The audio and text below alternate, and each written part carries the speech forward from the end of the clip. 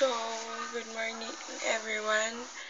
Now I'm going to talk about the analysis B of The Lagoon by Joseph Conrad. So, the first one is selfishness. Selfishness in a way that people really wants to save themselves to get what they really want in life. And they don't even mind the decision that they made without knowing that it may hurt physically and emotionally to the other people. So the second one is people still live in the past.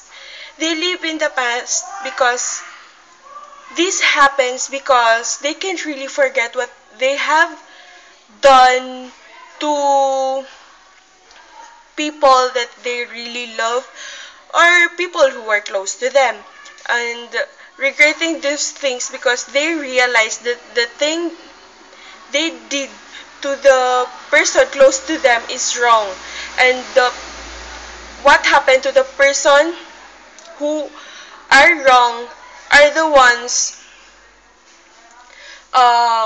ones who are victim.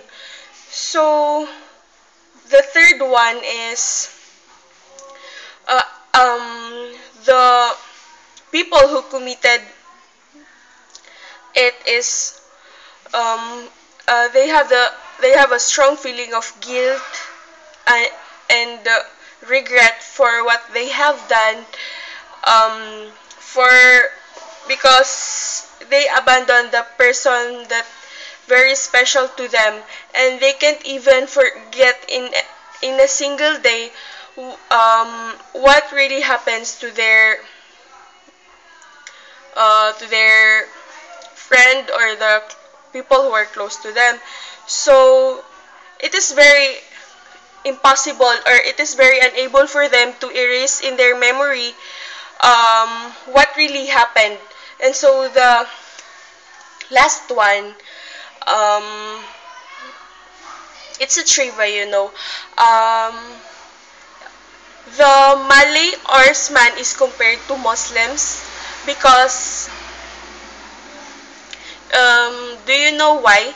It is because